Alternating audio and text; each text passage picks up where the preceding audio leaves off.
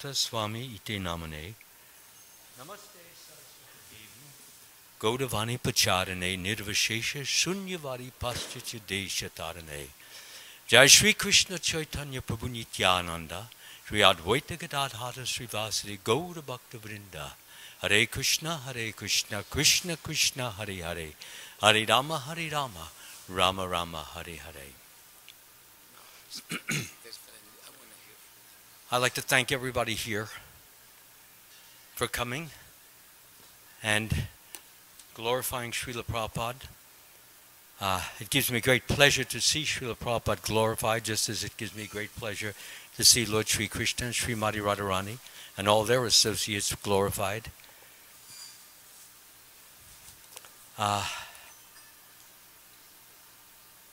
Actually, to start off, let me say this, that Srila Prabhupada surely, truly, without a doubt, saved my spiritual life. Not just my life, but my spiritual life. I'll try to make this as brief as possible. You see, when I came to join this movement in 1976,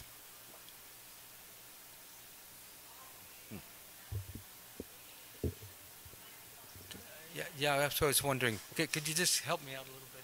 Because I don't see what everybody's... Maybe here. Yeah, that's right. Right here. Well, you can see him. Do you have your back to him?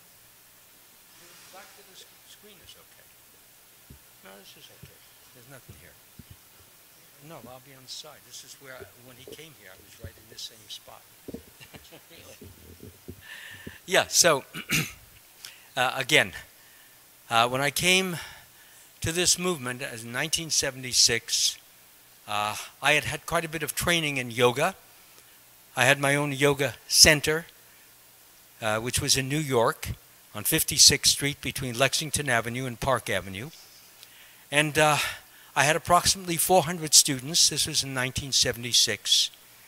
And I had found out about Srila Prabhupada about 2 or 3 years actually before I joined this movement.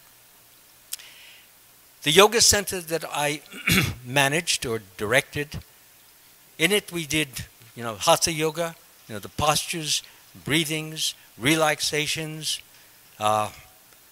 meditation, on the inner light. And that was the best. And also we taught psychic development, how to focus on what you want and you can get it almost immediately. Things like that. It's a big waste of time. Seriously. I didn't know that, although I sensed it at that time. Fortunately, part of my saving grace was that in the center that I taught at, I put all of these different posters, some of which you see, which they sell in Lloyd's Bazaar, posters of Krishna, along with Shiva and Brahma.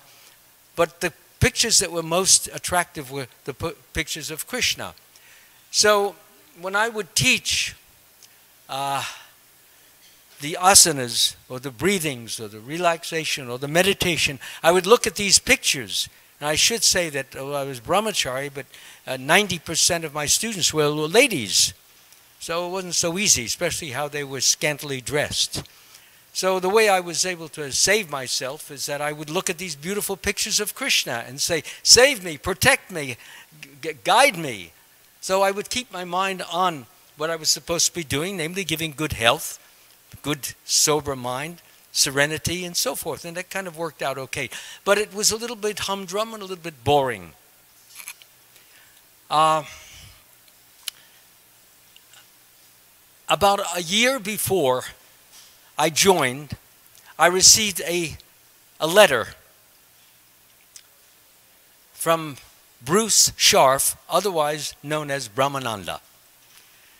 He was at the center, which was on 26th 2nd Avenue, and along with there were other centers which had already been set up at that time.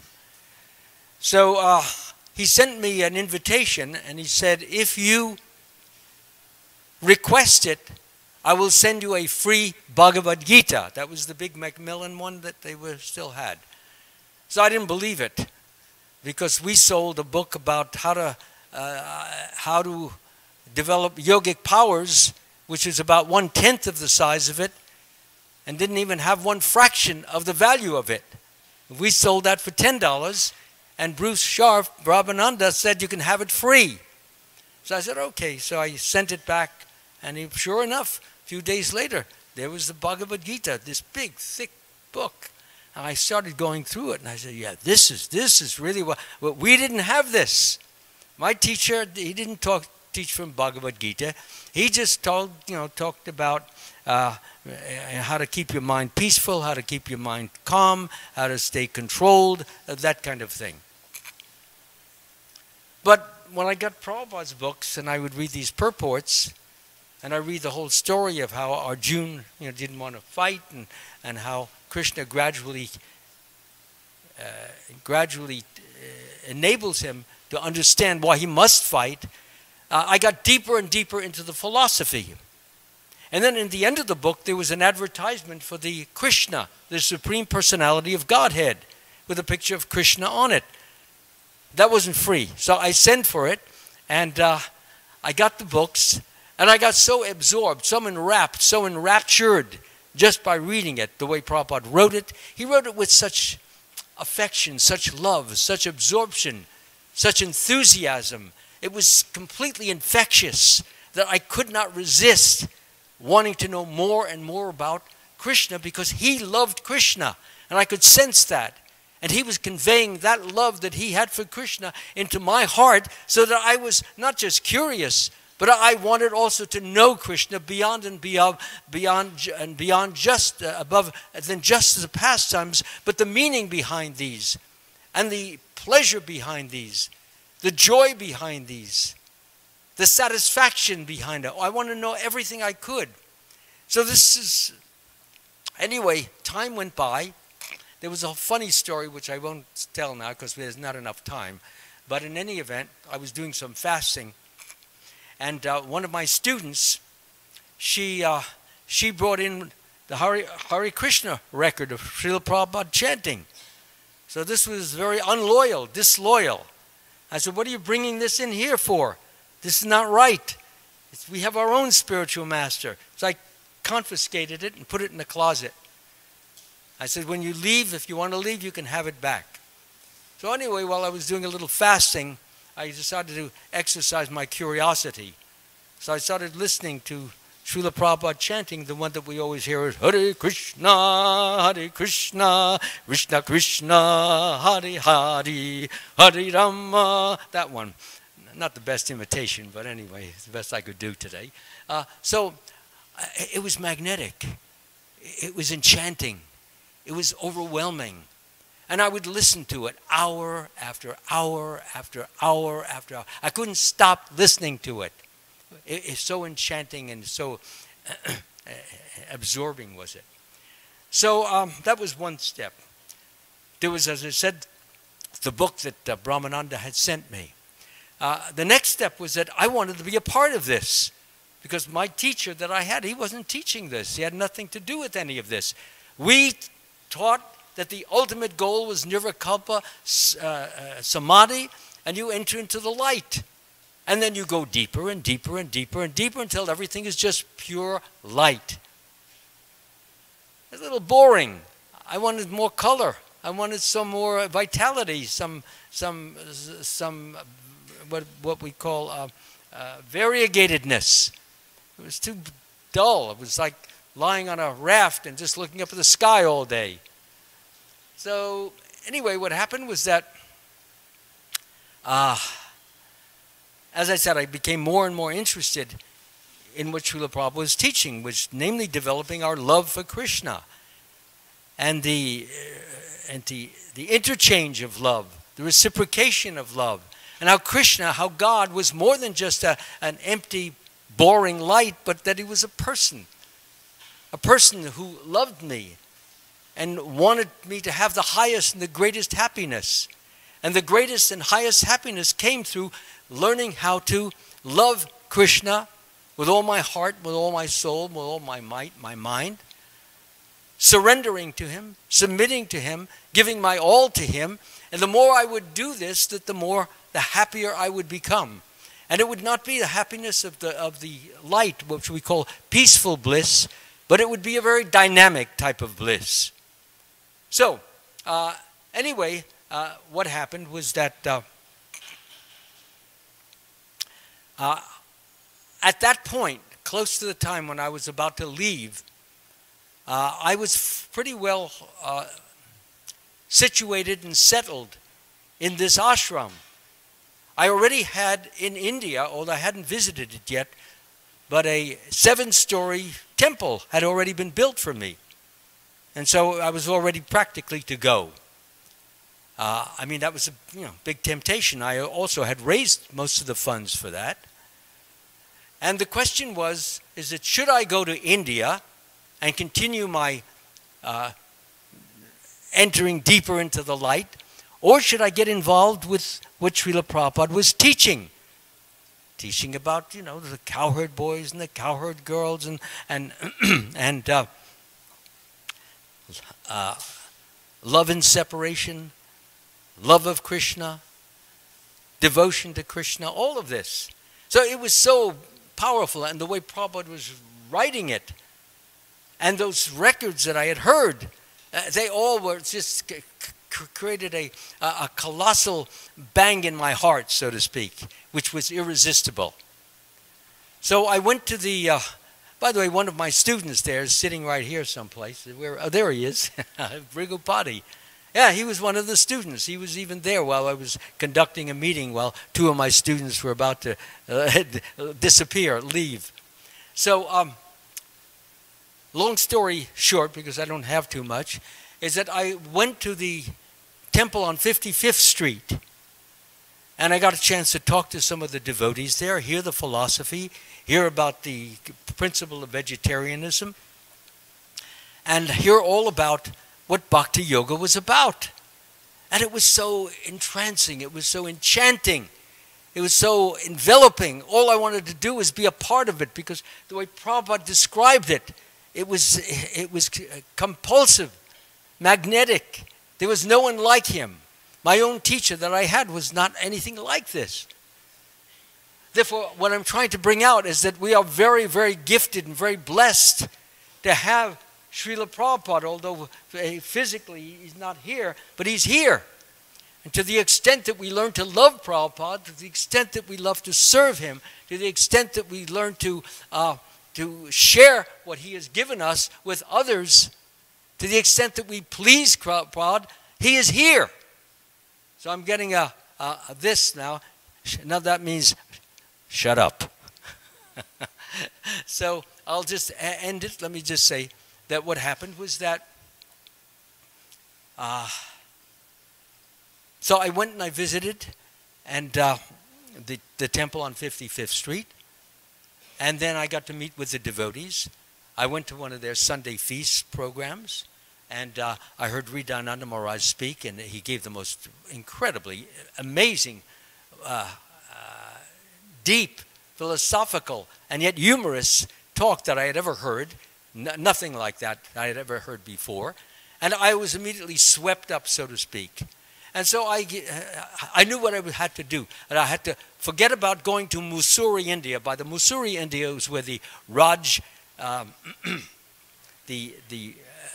what they call the Indian Rajas, or the kings, would go there in the summertime because it would be too hot in the lowlands. So that it would be high up in the mountains in the Himalayas, and had all modern conveniences. I had everything I could want, plus hundreds of people offering their obeisances to me, bowing down to me. I was a Swami at that time, by the way. So I have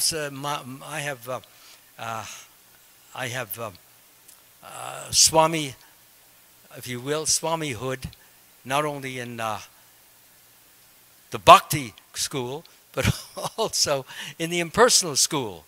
So I have a perfect way of comparing the two. And if anyone is harboring the desire to want to go swimming in the light, don't waste your time. It's a waste of time. The Bhagavatam says, those who think they are liberated in this world but who are devoid of devotional service to you are of impure intelligence. Although they accept severe austerities and penances and rise to the spiritual position, they fall down again because they neglect to worship your lotus feet. They want to be God. That's our disease. And Srila Prabhupada was free of this disease. And if I were to become free of the disease, I would have to have a teacher who is free of the disease, who could remove all that and could show me how to become free of it. And as a result of being free of the disease, be free of false ego, I could develop real true love and experience the bliss, the ecstasy, the happiness that Srila Prabhupada was manifesting so beautifully, so magnetically, which he didn't have to persuade you to surrender. You automatically did it because you felt the purity of his love reaching out to your heart. And so therefore I can only say this, because I have to end this now, is that I feel so fortunate, so graced. By the way, the flowers that we had in our temple were artificial flowers. So there you are. No artificial flowers there. All real flowers. Money spent to give Krishna, Radha, or Lord Jagannath, Baladev, Subhadra, a real whiff of true fragrance. Okay? So everything about Prabhupada's teaching was real and true and good and sweet and beneficial and helpful. And that's why I'm here, and that's why I encourage everyone to stay here, never leave. The more we stay, the more we please Prabhupada, the more we follow his instructions, the more we give ourselves fully, without stint, without restriction, and feel that we are not doing this temple or Prabhupada or our sampradaya a favor by doing service, but we are doing our soul a favor. The more we think in those terms, the faster, the better, and the greater will be our advancement. Thank you so much. Hare Krishna. Thank you, Maharaj. Bulai's not here, right? I don't see her anywhere. No problem. So then Nagapatni Mataji, please.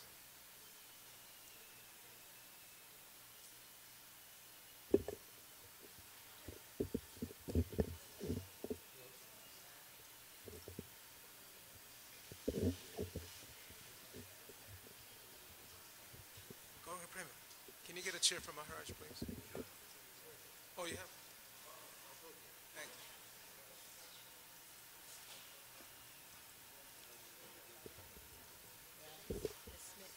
you. I have an offering for Srila Prabhupada that I wrote, so I want to read this to Srila Prabhupada, and of course you're welcome to listen.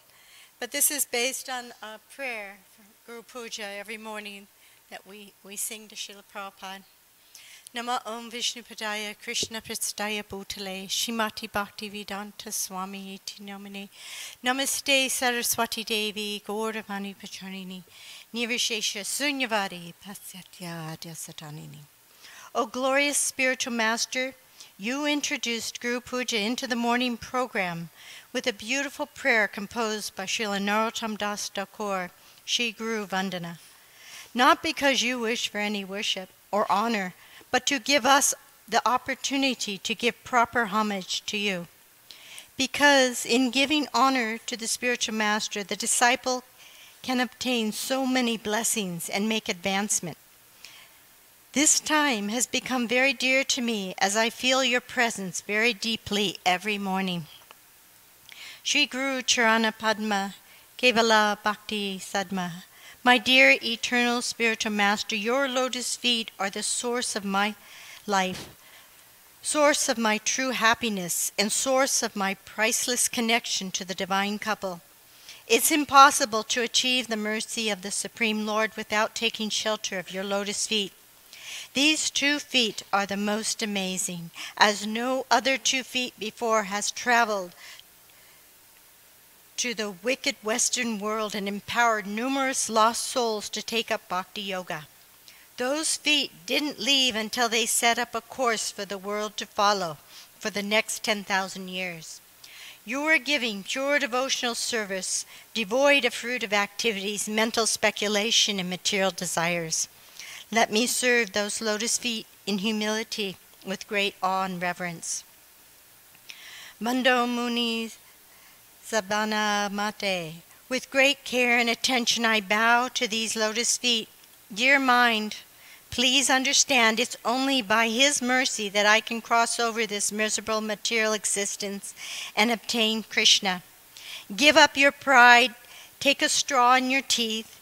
After wasting birth after birth and trying to enjoy one painful material body after another, finally we have met our Savior, Jagat Guru. This may be our last chance for billions and trillions of years. Don't let it slip away. Bow continuously, serve selflessly, and cry sincerely for His mercy. Guru Mukha Padma Vakya Shitete Kariya Aikya. Make the instructions from the mouth of the spiritual master one with your heart, and do not desire anything else. Srila Prabhupada, you are expert in the science of devotional service. Your teachings are completely in line with all the revealed scriptures. Not only that, you are expert in imparting this knowledge. Your words are inconceivably powerful. They are so potent. If one is eager to attain Shri Krishna, they should take your words into their heart as their life and soul. I beg for this blessing. Guide your words to the deepest part of my heart and take residence there. Shri Guru Charana Rate, Ese Uttamagate, Ye Prasade Pure Sabhasa. These instructions on the science of loving relationship and devotion to Krishna is the highest destination, the best of anything that can be obtained. This is prema seva, or service in love. Please give us that transcendental greed to achieve the loving service of Shri Shri Radha Krishna. Yasya Prasada Bhagavat Prasada. Only by the mercy of the spiritual master can one attain the mercy of serving the Lord. Only by pleasing the spiritual master can one please Krishna, begging for the mercy to please you. Chaksulano dilaye jame jame Prabhu say, birth after birth he opens our darkened eyes, covered by nescience, and gives us this transcendental knowledge. Birth after birth I need to devote my existence to His lotus feet. There is nothing else. Whatever you want me to go, Srila Prabhupada, for whatever number of births, as long as I can be immersed in your service, I will go to serve you there. Divya Gyan Hirde Prakasita, knowledge through which one can learn how to worship Krishna. This sacred knowledge can be revealed in one's heart only by the mercy of Shri Guru. You will always be my worshipable Lord. Please give me this knowledge in my cold, dark heart so it can transform into a suitable vessel to serve you. Prema Bhakti Yahahoite Abhija Vyasayate. Bestowing Prema Bhakti and destroying ignorance, this is your only business. The Vedic scriptures sing of your character. They proclaim you as the greatest of all personalities. Krishna says to Uddhava in the Srimad Bhagavatam, Acharyamam Vijayatiyat. One should consider the spiritual master as non-different from me. By associating with you through your books, we become familiar with all the Vedic knowledge, such a perfect arrangement for any sincere disciple. Shri Guru Karuna Sindhu Adhama Janarabandhu, O spiritual master, ocean of mercy and friend of the fallen souls, you are the teacher of everyone and the life of all people. No one can estimate the power of your mercy. We have never seen such a magnanimous personality. This material world is in such a precarious condition. We are expecting calamities, can come at any time. How can I remember you under stressful conditions? How do I appropriately honor you to show my gratitude? Please, let me always remember your words. Lokanath Lokara Jivana.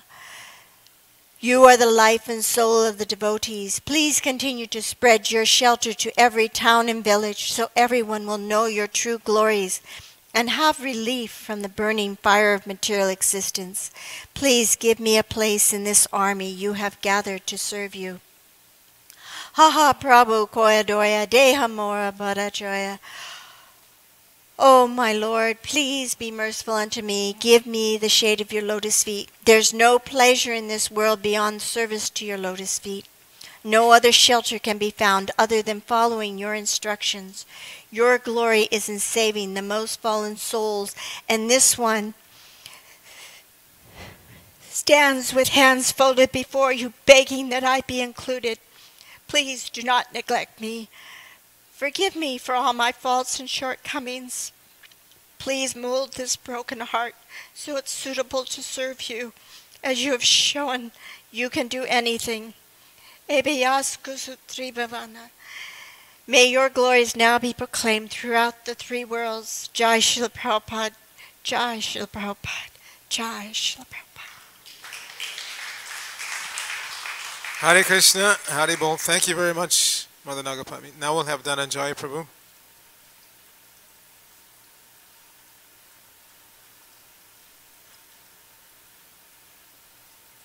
It's up to him.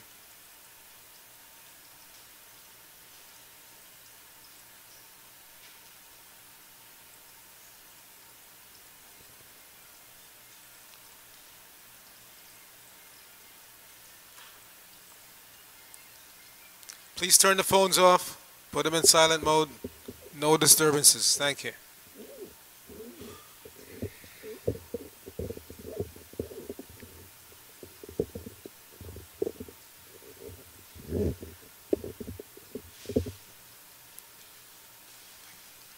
How much time do I have? Archita? Okay, it is now 25 after. We have to go till 11:45. I have a list of at least 20 names here. Do the math. So don't think I'm being heavy when I ask you to be a little tight. We have to be tight, just so everybody can get a chance to speak. You didn't answer my question. So you want me to do the math for you? You have about 5 minutes maximum. 5 minutes. Yes. I'm not really known for talking within 5 minutes. I'll do a summary. So in 1969, Srila Prabhupada had just moved out of John Lennon's estate into a one-bedroom furnished apartment just off Baker Street in central London. And there were 3 devotees who were taking turns in massaging Srila Prabhupada at that time. There was Trivikram, Ishan, and myself. And so we were coming into London at a certain time, going to that flat, and massaging Srila Prabhupada. So one of the times was quite unique. We always talk about our philosophy being universal, universal teachings. That means not just this planet, but so many other planets, up to the planet of Lord Brahma. And this particular time, Prabhupada's servant Purushottam had acquired a television. And he put the television set in the middle of the room, the living room, where normally when we went to give the massage, there would be a simple mat and Prabhupada would sit in the middle of the room and take his massage. But this is a different arrangement. There was a television there. And why was the television there? Because Purushottam wanted Prabhupada to see the moon landing. In parentheses. So, it was difficult for me because Prabhupada was sitting off the carpet by the wall, and I had to squeeze behind him to massage him. And of course, we'd always start by massaging Prabhupada's head. And Prabhupada instructed Purushottam to turn on the television, which he did. Then he asked him, he said, "So what can you see?" And Purushottam said, "Well, they've landed in a crater, and there's just rocks and pebbles and sand and dirt." Prabhupada said, "Oh, so there's no palatial buildings, there's no fruit-bearing trees, there's beautiful multicolored lotus flowers and beautiful people enjoying the atmosphere." And Purushottam looked in bewilderment and said, "Prabhupada, there's no way that any kind of life could be sustained because there's no air and there's no water. Prabhupada said, then they have not gone to the moon. Now, while that was going on, obviously I was able to, see the television just as much as Prabhupada because I was facing the same way and massaging Prabhupada's head. And I was a little surprised how Purushottam, he kept insisting, no, this is the moon, this is NASA's project, they've spent billions of dollars, there's billions of people watching this. Prabhupada kept saying, no, they have not gone to the moon. The moon is full of, and using your word, variegatedness. So much variety. Just like on this planet, there's so much variety. And so I was obviously not showing enough attention to my being there because Prabhupada hit the front of the floor with his hands, both hands, and said, sit here. And I was surprised because Prabhupada had never done this before, asked me to sit in front of him like that while I was massaging his head. So I did that, I obeyed him, and no sooner had I sat in front of him, he put his hands on my head and started massaging my head. And I thought, this is something really, really wrong here. Really wrong, because my service was massaging, it wasn't Prabhupada massaging my head, but he said, so like this, and he would demonstrate with these in front of me, massaging my head. And I felt like I wanted to disappear through the cracks in the floor. So then I said, Prabhupada, should I sit here and massage you from the front? He said, why? Then I don't see the television. You're blocking my vision. Go behind. So again, I had to go behind. Now, the other person that was there was Malati. And Malati was cooking for Srila Prabhupada his lunch. And the door to the entrance was just a little bit open. And Prabhupada was sitting very close to that door to the living room. And then all of a sudden he calls out, Malati, come here.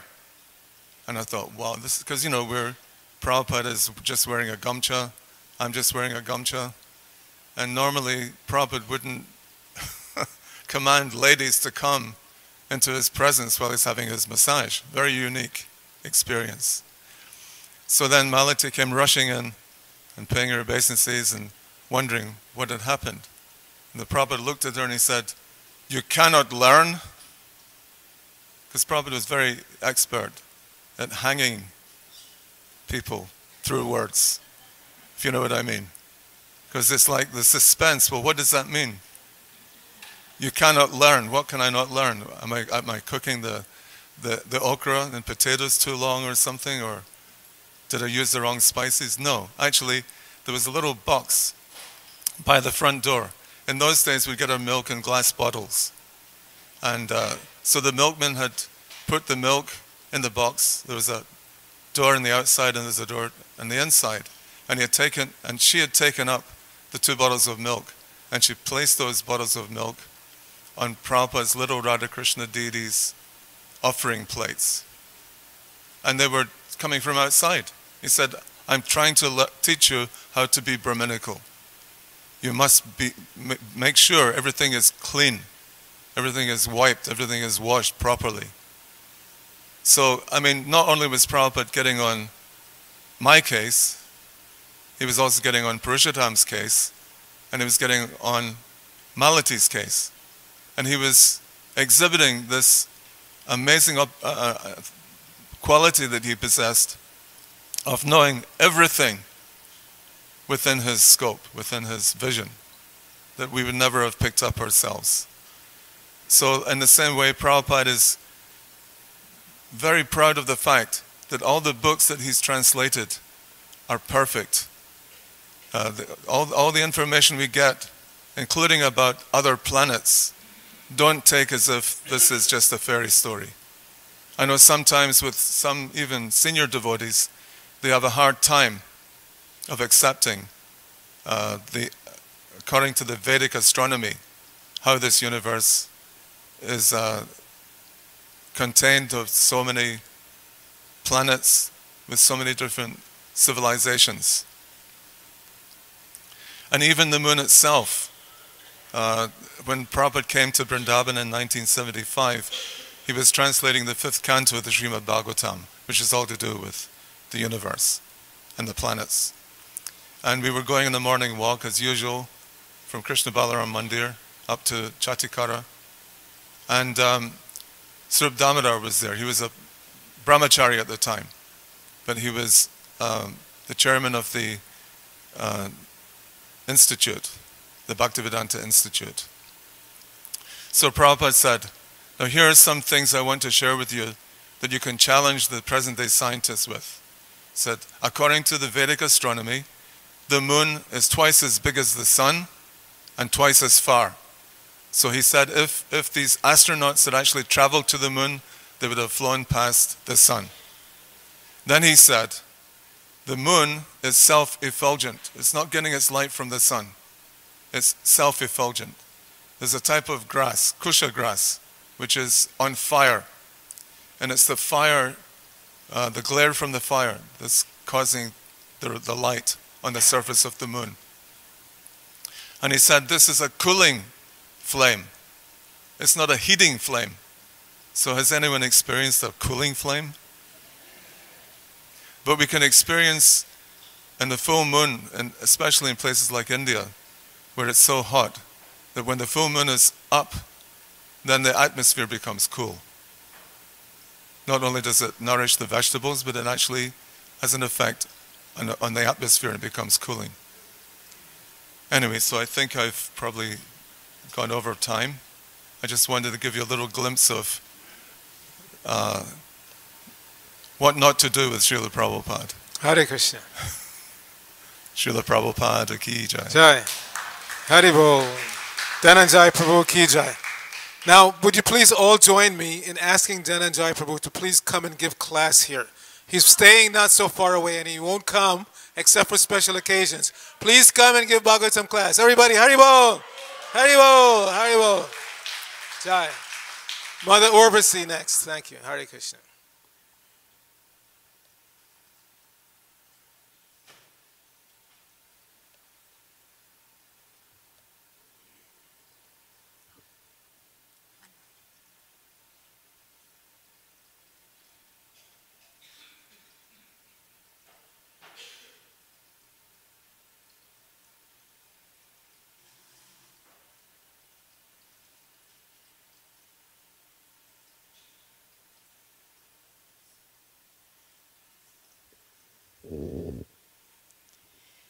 So, Hare Krishna. So, I was going to talk about something else, and then twice this morning, people have individually asked me to talk about another thing. So, I will follow that instruction. And what I want to share with you is an experience with Srila Prabhupada that speaks so deeply about how Srila Prabhupada was with us, with everyone, and how relationship was so important. He taught that to us. And I'll be brief because it is a long story. There's a lot of detail in it. And probably some of you have already heard the story on the memory tapes or something. But I was in Montreal Temple in 1975. It was the opening of the Krishna Balaram Temple.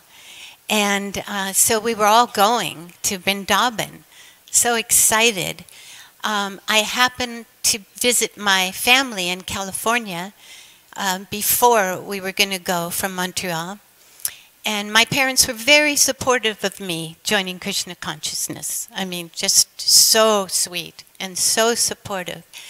So my mother, I was going to leave the next day, and my mother said, "What can I give you to take to your guru? Srila Prabhupada is a gift." And I'm like, wow, Mom, you know, how wonderful. And I said, "I don't know." And I said, "Think of something." And she says, "Oh, I know. She had a lot of fruit trees and vegetable garden and everything. And she said, "I'll make your guru some guava jam." and you can take that. And I said, wow, that sounds like a great idea. And so she did. She went out and picked the fruit and made the guava jam. She packed it up, and she put on the label for Srila Prabhupada and from Dorothy Kimmel. And so I went back to Montreal and then went to Vrindavan. So probably you know this was a huge event in Prabhupada's history. Is the opening of the Krishna Balaram temple had been worked on for so long. He was, he invited his godbrothers, he invited so many dignitaries and the devotees from all over the world and the sannyasis, and it was a huge event, thousands and thousands of devotees. So I have my little jar of guava jam. It's like, how do I get this to Srila Prabhupada? So I went to his quarters, and I thought I'll just, hand it in. So I knocked, and his servant came to the door, and I said, my mother made guava jam for Srila Prabhupada, and could you give this to Prabhupada? And he looked at it, and he goes, oh, and he swung the door open, and he said, no, you must give it to Srila Prabhupada. And I looked in there, the open door, dunda, dunda, dunda, dunda. Saffron, saffron, saffron, like an ocean of saffron. I'm like, no. And I wanted to go in, and I regret not going in. But I just felt too intimidated. And I just said, no, here, you give this to Srila Prabhupada. So that was it. I dashed off. So then, unbeknownst to me, Srila Prabhupada opened it on the table there where he was, and he tasted it. And everybody was watching him, and he just stopped for a while and savored the taste. And then this is what he said. He said, this guava jam tastes exactly the same as what my mother made me when I was a child. So, I just got goosebumps all over me. So then, unbeknownst to me, he sent his servant out to find me so he could write a letter to my mother thanking her. But he didn't know who I was, where I was from, nothing about me. So for 3 days he was searching for me. And all of a sudden he saw me in amongst, thousands of devotees and so much activity going on. And he said, oh, Srila Prabhupada loved your mother's guava jam, and he wants your mother's address to write her a letter. And I was shocked. I mean, there was so much going on. This was a huge event for Srila Prabhupada, and he wanted everything to be perfect. He was just this commander-in-chief. And he's asking for my mom's address to write her a letter. And I couldn't believe it. And so I gave it to him. And he did. He dictated a letter to my mom right in amongst everything going on and had it put in the mail to my mother. And you know what I want you to, the reason why I'm telling this story again is that Srila Prabhupada was so conscious and so aware and acted so perfectly. No matter what was going on, he knew and was aware of all the details. Perfect. Like Prabhupada says, being Krishna conscious is being conscious of everything. So he wrote the letter. My mother got this beautiful letter saying that your daughter is safe. I am taking care of her, and very beautiful things like that. But just for this one service that she did to Srila Prabhupada, at the time when she was leaving her body, she had the most auspicious leaving that I have ever heard of or experienced. And it was, I'm sure it was just because of this sweet devotion that she wanted to do something to serve Srila Prabhupada. And at the time of her death, I was there, and I put headphones on her of Krishna meditations by Srila Prabhupada. And she left her body like that, with Tulsi and, you know, the Ganges River, water, and Jamuna. And, yeah. So that's it. Srila Prabhupada is just, what can you say? There's all these movies made about these great personalities. Nothing compares to Srila Prabhupada, as you all know. As we heard at Mangalarti this morning. 72, he came here. And in 12 years, he circled the globe 14 times, establishing so much on all continents throughout the world, and writing volumes and volumes of books. That's a pure devotee. All glories to Srila Prabhupada. Hi. Thank you very much, Mother Urvasi. One question. Did your mother leave the recipe? It was secret. Please share. Okay, now we'd like to have Amarendra Prabhu. And being a lawyer who charges by the hour, we know he's very conscious of time. So,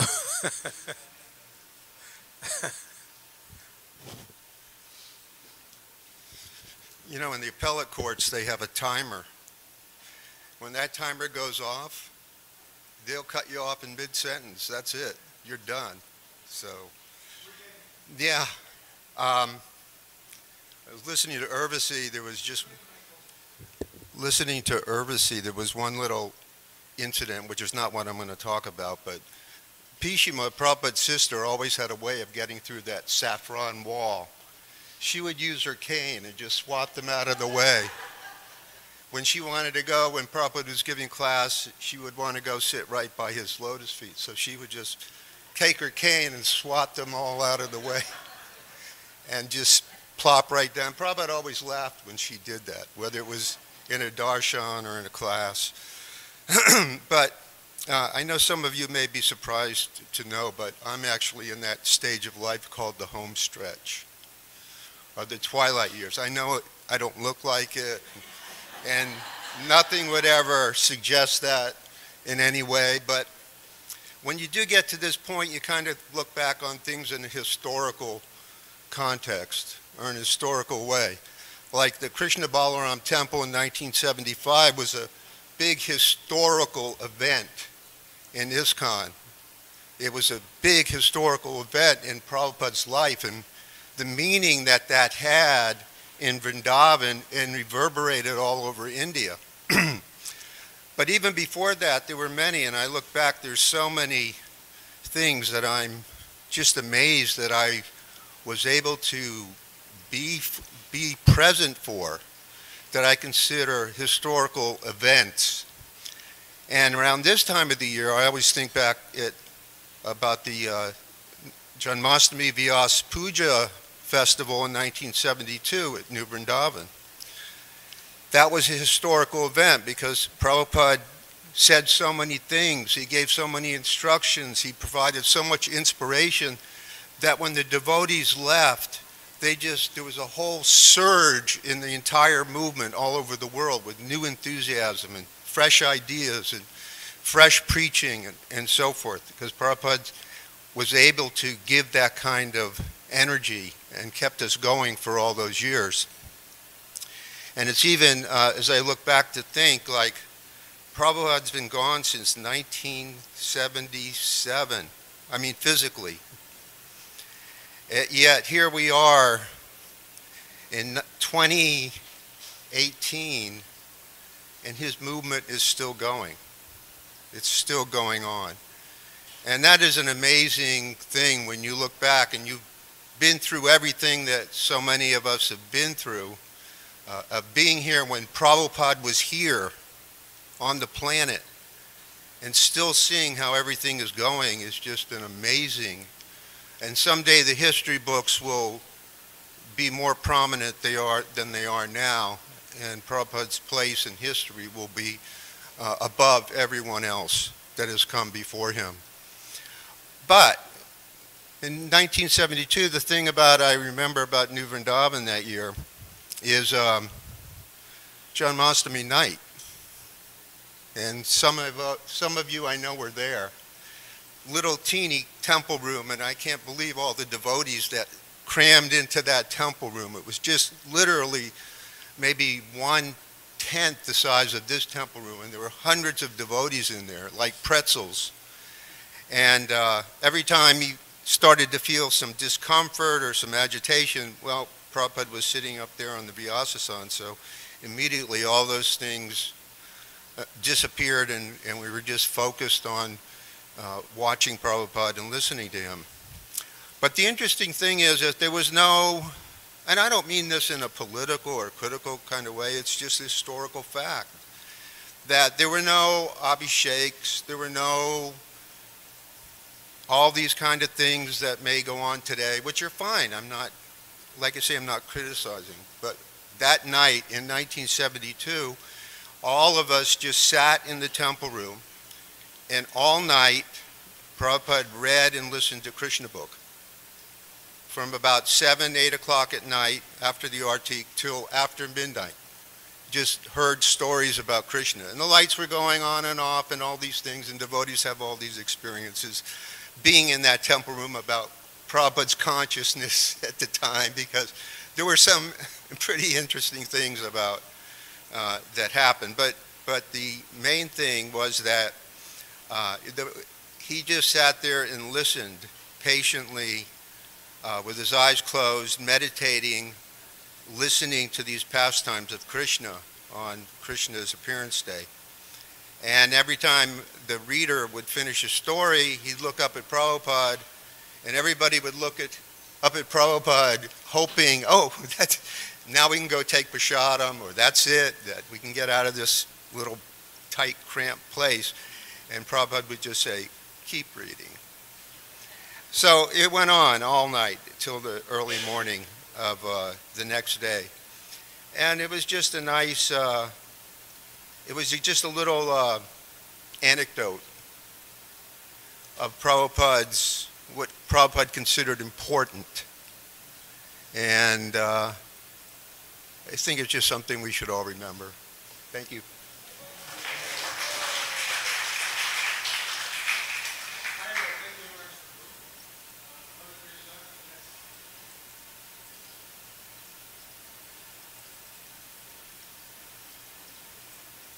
But one quick request, at noon, if possible, we'd like to have 4 Prabhupada disciples, 1 to offer to Prabhupada, and the other 3 on the altar, if possible. And it could be ladies. If the 3 ladies want to do on the altar, that would be great. But obviously you have to be altar clean, and the men would have to have a chadar. But yeah, we need 4 Prabhupada disciples at noon, 1 to offer to Srila Prabhupada, and 3 on the altar, if possible. If you can do it, please let me know and I'll confirm with the DD department. Yeah? Okay, who else? This evening we'll be having a program starting at 7 o'clock. We've decided that it will be here in the temple room so that it can be broadcast and we can use a microphone. There's always some complaints that we can't hear and the quarters are a little bit crunched. We'll be singing Markandeya Bhagavat Dharma at 7 o'clock after the artik, 6:30 to 7. And then from that time on, if some devotees would like to speak their memories of Srila Prabhupada, we can do that then. And then there'll be artik and some refreshments afterwards. So I was inspired to write something over my many years of experience with sound and the effect that it's had on me. And of course, my meeting with Srila Prabhupada. The music box is wound and playing. It tinkles a tune on and on. For a newborn baby, slumber comes with a lullaby song. A bedtime story is on, a toddler I am, chubby palms pressed together, Prayers have been said before I lay down my head, reassured that the Lord will come and take my soul if I should die before I wake. The music is up. The record is on. I'm clapping along to a sing-along song. There's 3 little kittens and a boat to row gently down the stream, because life is, after all, nothing but a dream. Earplugs are in. The transistor radio is on. A youth now lives in place of the toddler, now gone. Songs of social change, and somewhere a hammer is ringing out freedom. The music is way up. The car radio is on. Revolution is stirring, peace and love we want. Searching and seeking, dancing and swaying, a child of flowers and God with bell-bottom denims. A new record is on. The sound is surround.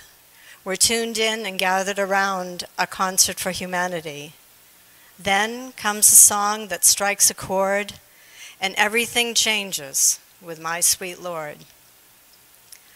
I turn the music up and play it again. My heart beats to my new favorite song. Cathedrals and choirs open in my heart, and heaven is in sight. I'm refreshed by a mantra that I long forgot. When we heard the holy name, we came running, captivated, captured, and tethered by the transcendental sound transformed from bell metal to gold. A bundle of sticks all tied up together we are, falling flat at your lotus feet, Srila Prabhupada. Thank you, Srila Prabhupada. You are the perfect postmaster. You delivered the name, stamped express from Goloka. Unalloyed and unchanged, you planted the seed in our hearts and put into motion a course with a chart. Now, many years later, we hold fast till the end, and our fearful trip is almost done. For those daring to cross the difficult ocean of Kali, the port is near and the bells I hear. I think we have met your goodness by the will of Providence, just so that we may accept you as the captain of this ship. Thank you, Srila Prabhupada. Hare Krishna. Bhargava Prabhu. Then there'll be one lady and then you.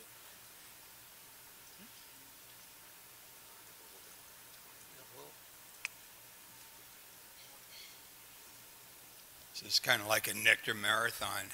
I got lots of pastimes with Prabhupada, so anytime, anywhere, you can ask me about them. Bring the mic closer, please. Oh, okay. So I'm always available for Prabhupada. Anyway, I'll try to give some of the essential things that I got from him. One Jadharani asked me to ask him if he was present in his pictures. Prabhupada's answer was, if you think of me, I am there. As far as managers go, they were just students to him. And he said his definition of a manager is somebody who can get other people to do things. But one of the GBCs came to squeal on another one and came to Mumbai.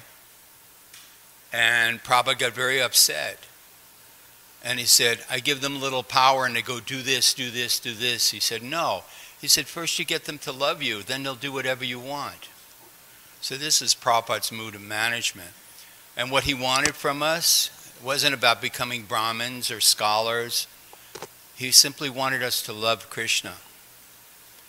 And for the Bhagavad Gita, to me, the most important Bij mantra of the Bhagavad Gita is the verse that begins with Krishna says, think of me. To me, it's more important than the surrender verse, think of me. So Prabhupada gave us the tools, the Krishna books. And I'm very grateful. And he could be very kind. He could be very heavy. But he can be very kind because devotees go through these feelings of deep inadequacy. I mean, when you're standing in the shadow of such a great personality who put so much aside to try to spread love for Krishna in the world of Maya, you know, you look at yourself and go, wow, I got a long way to go. And you'd get depressed. I'd get depressed, and I'd go to him, and he'd be very, very gentle. So you follow the 4 regular principles, everything would work out. And very gentle. I was very fragile sometimes. because I wasn't really made for a brahmachari life. And I put aside a lot of things because I believed in Prabhupada's mission. I came from a Jewish background. I saw what bad religion did in the world. The whole Holocaust came out of the Catholic Church. And that's bad religion. They betrayed Lord Jesus. The hierarchy I'm talking about, not common devotees of Jesus who existed in that atmosphere, but the hierarchy. So we have to be careful that same hierarchy mentality doesn't enter into Prabhupada's teachings and become corrupt, because the goal is to develop love for Krishna and to encourage people. As far as his management goes, we were in Mayapur, he was upset with the managers there. He said, I come to encourage and you come to discourage. So the manager is supposed to be there to serve the devotees' service, to enable their service. There were so many things with Prabhupada I would feel guilty about, feeling guilty. And I brought it up to Prabhupada one time, and I don't know how these harsh words came out of my mouth. I was feeling, when I don't follow, if I don't follow, is it like slapping the spiritual master in the face? And he actually kind of winced a little bit. I don't know how such harsh words came out of me. And he understood that, I was feeling bad because I thought Prabhupada has to absorb, my sinful reactions, and I felt very bad about it. And then he reassured me. He said, oh, Krishna absorbs also. He's very gentle in that way. And last time I saw him was very interesting. I saw him in Mayapur. And Taran Kanti Ghosh had come to see Prabhupada. He was like Lieutenant Governor of West Bengal. His grandfather was a very great devotee. He was the one he was friends with Bhaktivinoda. He gave Bhaktivinoda the title of Seventh Goswami. And he was kind of a rebellious guy. He was into the Quit India movement. And when Queen Victoria's son came to visit India, he was going to visit their home. It's a very prestigious Bengali family. And he wrote stuff like British Go Home, painted it on the front of his house. So the prince never came to visit. And he wasn't very interested in spiritual life until his brother said, you're going to get tired of this politics. And one day he did. And he ordered a Chaitanya Charitamrita, and when it was placed in his hands, he started shaking, started experiencing symptoms of ecstasy. So he wrote he was the editor of the Amrita Bazaar Patrika, great friend of Bhaktivinoda. So this was his great-grandson or grandson who came to visit Prabhupada. And he loved Prabhupada. He told Prabhupada, I just visited Rajneesh's ashram in Pune. And he said to Prabhupada, you're the only one really preaching the true Dharma of India. And then he said, well, Prabhupada, I come to get your blessings in the election. And Prabhupada looked at him and said, democracy is no good. So it kind of stunned him, right? And then he said, well, democracy with so many political parties. And Prabhupada said, no, democracy is no good. Prabhupada liked democracy on a village level, the panchayat, the village headmen that would help decide, the fate of the villagers, the problems with the villagers. He liked it on that level, but on a large level, he had GBCs meet, but of course they don't always follow his instructions. Anyway, after that, Prabhupada, Taran Kanti Ghosh, loved Prabhupada so much that he sat down next to Prabhupada and he put his head, he was like one of the most powerful people in West Bengal. He put his head on Prabhupada's lap, and Prabhupada's rubbing his head like you rub a little boy's head, and he looked so happy. That was the last time I saw Prabhupada, and he had gotten up from his sick bed. He was already sick. This was January or February, the same year that he passed. He was already sick. And he got up because he knew Taran was a very influential person, and he was a devotee. And he got up for him. And he was already, you can actually see Prabhupada's health is already going down quite a bit. And what really charmed me is after Taran left, there were 2 or 3 ladies, Indian ladies. And they just came to get darshan of a holy man, Prabhupada. And he was so gracious with them, just small talk with them, even though he really needed to go back to bed and rest. He was so gracious with those ladies, and that's really impressed me. And he always had great answers. Like in London, this man was very disturbed over the treatment of Junior Haridas, that, he ended up committing suicide, and he thought it was very harsh, and he asked Prabhupada about it.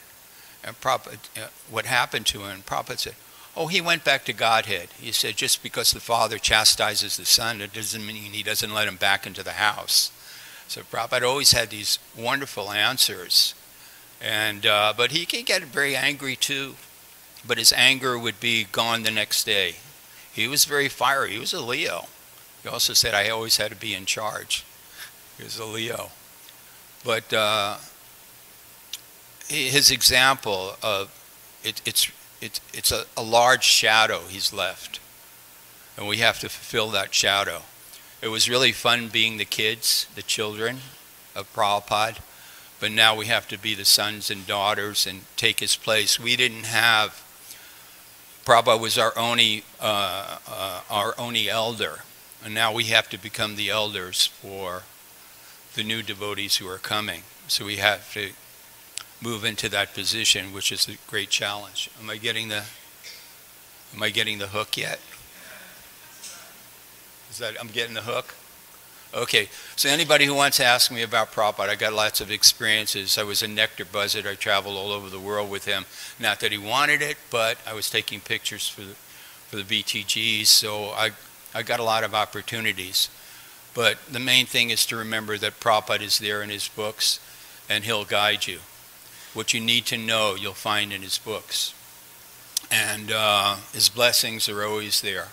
So thanks for listening, and have a great life. David Ahiti, Mataji, and then Satyanarayan Prabhu.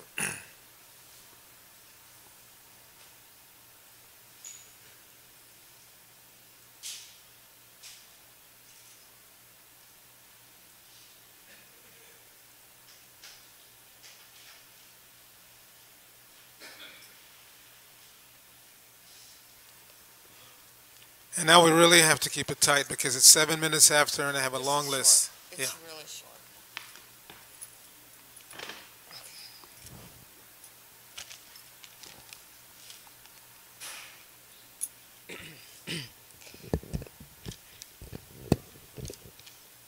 My dear spiritual master, His Divine Grace, A.C. Bhaktivedanta Swami Prabhupada, I beg to serve you lifetime after lifetime. One could never fulfill the debt owed to you for saving so many conditioned souls. Your purpose was to save as many as you could in the short lifetime that you had on earth. Thank you for being so compassionate and loving. A pure devotee as yourself is rarely found, yet you made yourself so available. You are so kind and merciful to all the fallen people of this age.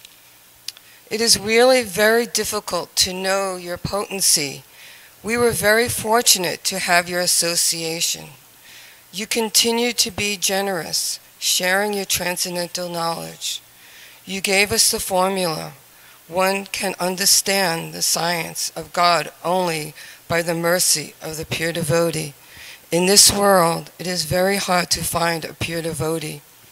Therefore, we worship you every day. Please accept our service. Thank you, Prabhupada.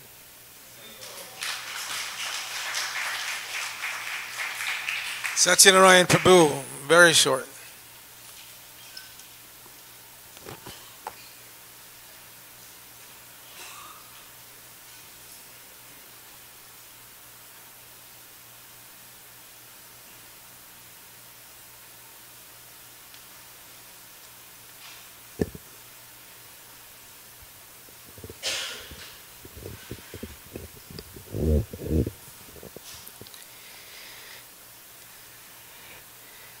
All glories to you, Srila Prabhupada. As it's our understanding that one of the purposes of our offerings is to bring you pleasure and happiness, And since you said that when you heard of your books being translated into other languages, it made you feel like you've just conquered another empire, I just wanted to read you a report from your Far East, Middle East division of the Bhaktivedanta Book Trust.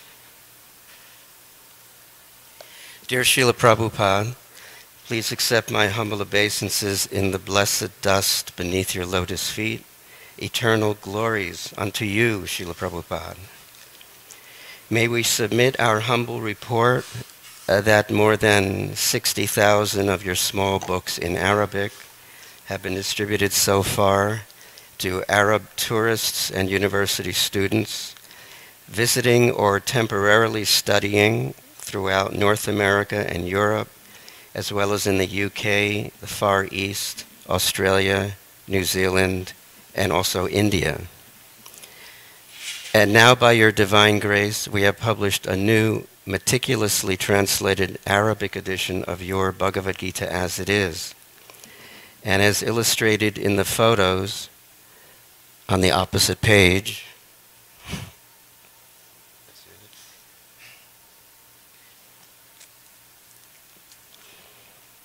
with many more at, this is for everyone else, facebook.com/BBTFEME.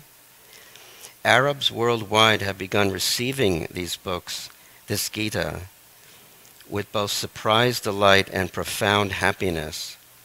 These sincere souls seem to be reaching out for answers now more than ever, with such an earnestness that of all the languages we are charged to serve, our fastest selling language of all is Arabic. Srila Prabhupada, we know just how much you wish this Muslim world preaching to happen, since you personally expressed this in such a divine and ecstatic way on that most beautiful autumn afternoon in your room in Sri Vrindavan Dham, November 9th, 1976. May we therefore end this brief report with the best news of all. Virtually all of these Arabic books sold in the Western world find their way back to the Middle Eastern countries themselves when all these students and tourists take them back home with them. They feel such gratitude when receiving the books, and they take them home as special treasures to share with their dearest friends and family back in the Middle Eastern world. Srila Prabhupada, could it be that the Lord himself so much wishes to fulfill this deepest desire of yours that he is actually turning these fortunate Arabs into your own book distributors who carefully bring your transcendental literatures into all the places we could never go ourselves? Srila Prabhupada, please shower your mercy on both ISKCON's book distributors and also these fortunate Arab book distributors, so that this miracle will only increase more and more for your transcendental pleasure. Srila Prabhupada ki jai. Hare Krishna. Hare Krishna. So, Mother Kalpalatika. Now, Srivas Prabhu said 2 cases of the Vyasa-Puja books. They're over there. First, we would like to give them to the Prabhupada disciples, and then if there are any left, it can go to others. But maybe one of the brahmacharis can bring the boxes over here and open them up. And so, if any of the Prabhupada disciples would like to get a Vyasa-Puja book gratis, they can have it.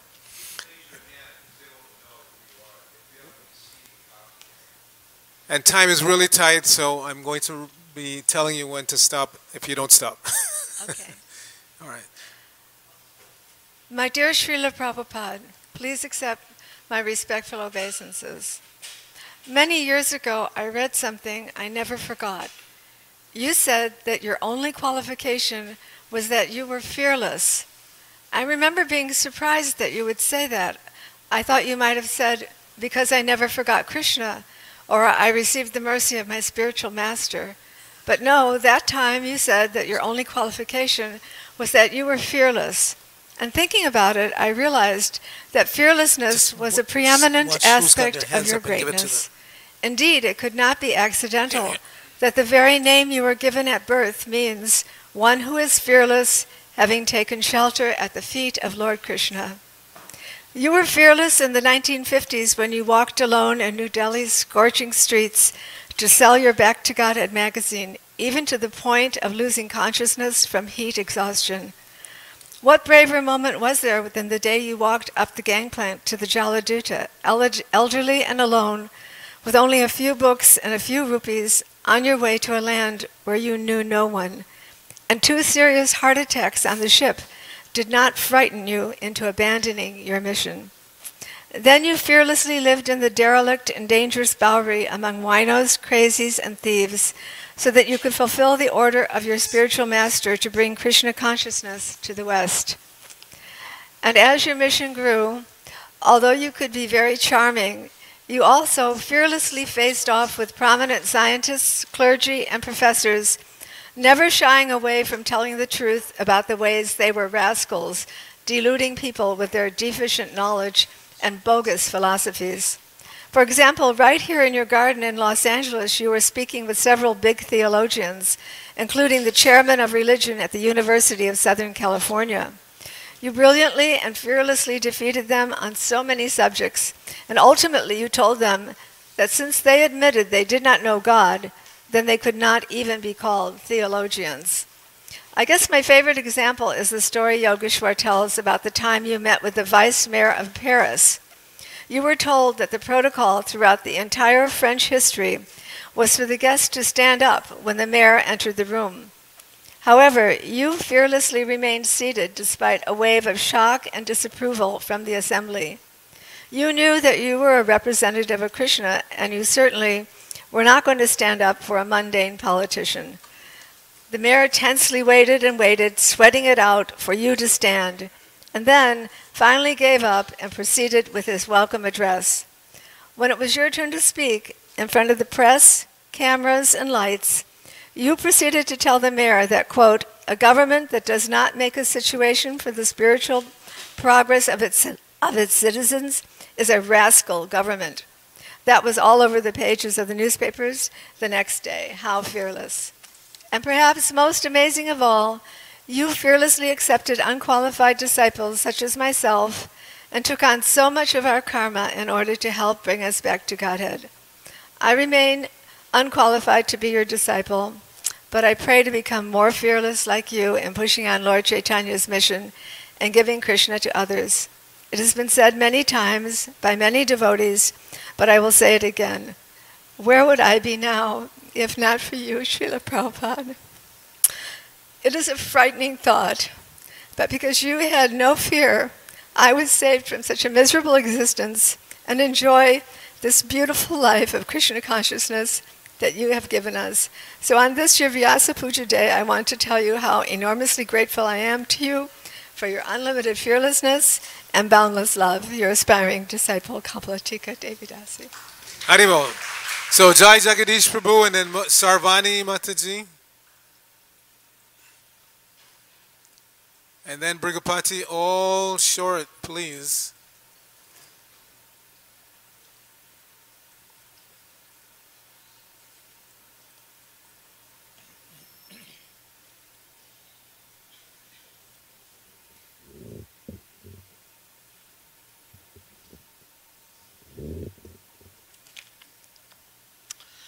A quality of Srila Prabhupada's that stands out from the very beginning of the movement, because so many early disciples commented on it, was that Prabhupada didn't seem to have a personal agenda.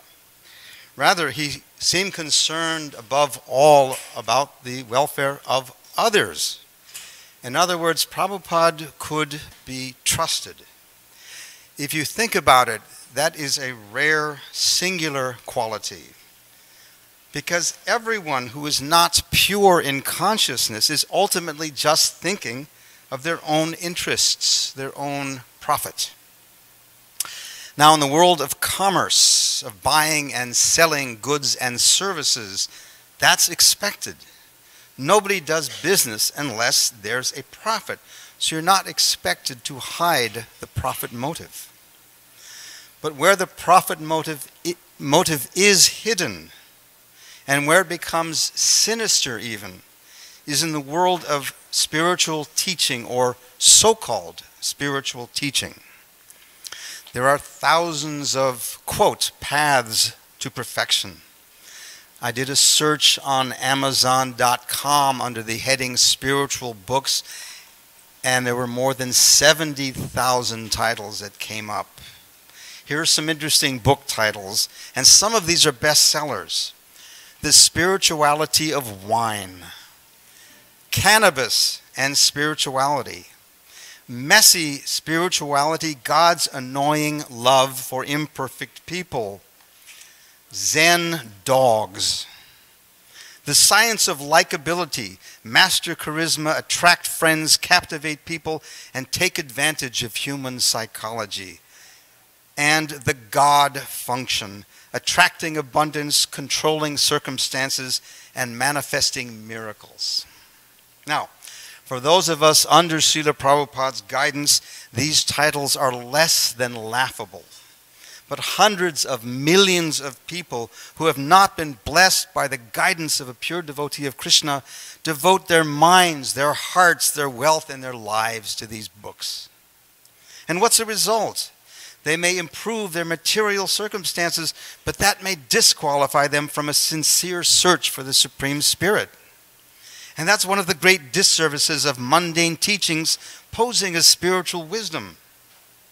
They may seem to satisfy our inner quest for higher truths and ultimate meaning, but when all is said and done, they're simply distractions from the real task of human life, finding out who is God, how to surrender to Him, take shelter, and to serve Him. And that's what distinguishes Srila Prabhupada and all bona fide teachers in the Gaudiya line from the vast ocean of cheaters posing as spiritual teachers. The bona fide teachers are so surrendered to Guru and Krishna, so engrossed in ecstatic service to Radha and Krishna, that the only thing that preoccupies them is, and sometimes at great personal cost, how to introduce the absolute truth to all souls who are still betting on relativity. Srila Prabhupada was a brilliant teacher. When subtlety worked, he was subtle. But mostly because of our Western backgrounds, he had to hammer home again and again the most basic spiritual principles, as well as the basic definition of what it means to be human. And because he was motivated by service and not by personal aggrandizement, he never had to compromise higher principles in order to set the perfect example. Acharya, one who teaches by example, and to teach by example again, Prabhupada set the perfect example. But what if I'm not on Prabhupada's level? I'm going to fall short, either a little or a lot. It's guaranteed. What do I do when I fall short? Well, one thing that comes to mind is to remember not just Srila Prabhupada's example, but to think of the examples set by many thousands of my god brothers, god sisters, god nephews, god nieces, as they execute their spiritual lives. In one of his purports, Srila Prabhupada writes that a god brother who excels and becomes an empowered preacher is practically as good as one's spiritual master. There are two ways I can react to that. I can feel envious or I can feel strengthened. And most of the time, thankfully, I choose the latter because there's shelter in the fact that my so-called contemporaries have learned the art of dedicating every moment to Prabhupada's service and are light years ahead of me in their spiritual growth. Isn't devotee association one of the greatest gifts that Srila Prabhupada gave us? From sharing our joy to sharing our grief to sharing our prasadam to sharing our gifts to sharing our service, to sharing our lives, the company of Vaishnavas has got to be the number one grace bestowed upon us by Srila Prabhupada. Vyasa-Puja Day is meant for the glorification of one's spiritual father. But the Father is also pleased when his sons and his daughters excel. So I don't think it's disrespectful to Srila Prabhupada to thank him again and again, day in and day out, in the morning, noon, and night, for the incomparable gift he gave us, the company of Vaishnavas on the path of pure devotional service. We can learn from their successes and learn from their challenges, but let us learn to sincerely glorify their successes and support them in their difficulties. Isn't that what we would want from them? And isn't that how Srila Prabhupada treated us when he exulted in our successes and encouraged us despite our failings? Hare Krishna. Srila Prabhupada set the perfect example for thousands of years and billions of people to come. Now let us take it upon ourselves to cherish Prabhupada's example by trying to set the very best example that we can in our personal lives and in how we love and support each other. All glories to Srila Prabhupada. Haribol. Thank you, Jai Jagadish. Sarvani Mataji, and then Brigupati, and then Jagajanani.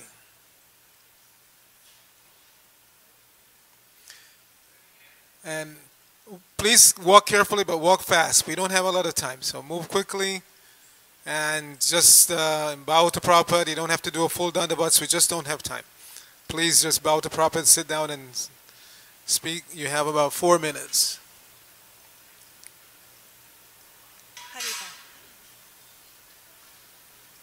And bring the mic close. Yeah. Excuse me.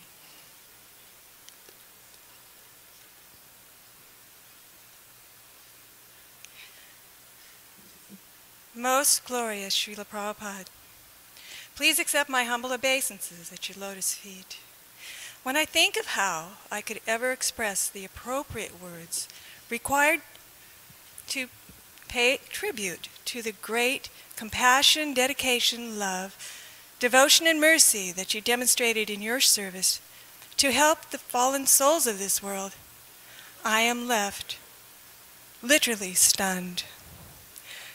Your total surrender to your spiritual master's request to spread Krishna consciousness throughout the Western world, your prolific writings and printings of so many Krishna conscious books, Back to Godhead magazines and other literatures, and your amazing intuitive insight as to how to preach so successfully in countries with lifestyles steeped in ignorance is truly astounding. All of your extraordinary undertakings, which have miraculously transformed and awakened so many souls, are superhuman and reveal a transcendental divine potency that is rarely seen on this planet. You have demonstrated the most honest humility in that you take no praise for yourself and declare that whatever success has been made is attributed to your spiritual master, His Grace, Bhaktisiddhanta Saraswati Thakur. I thank you, Srila Prabhupada, for fulfilling your mission of spreading Lord Chaitanya's holy Sankirtana movement with such grace and purity of purpose. Your selfless deeds have proven that your life has indeed served as a pole star to attract and guide the fallen souls of Kali Yuga to Lord Chaitanya's lotus feet. Forever, in humble gratitude, I pray for your blessings. Your spiritual daughter, Sarvani Devi Dasi. Thank you.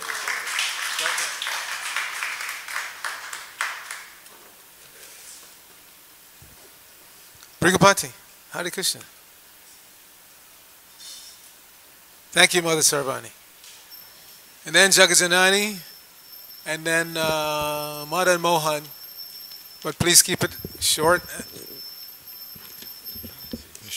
So I'm going to try to say something about the importance of Srila Prabhupada being a pure devotee. Srila Prabhupada signed his letters, your ever well-wisher. And of course, nothing could be more accurate. Those of us who know something about Prabhupada know he was always desiring the upliftment of all souls. This was evident by the great sacrifice and risk he took at the risk of his own personal comfort and health, even to try to spread Krishna consciousness. He was always trying to uplift people. And this particular quality is very significant when it's considered in conjunction with the fact that Prabhupada is a pure devotee, because we learn from the Chaitanya Charitamrita that Krishna deals in a very special way with the desires of his pure devotee. There's that pastime in the Madhya Lila where the devotees, Rath Yatra just finished and Lord Chaitanya was sending all the devotees back to Bengal or their respective places, and he was glorifying the devotees, you know, one after the other. When he got to Vasudev Dutt, he called him forward and he was glorifying him.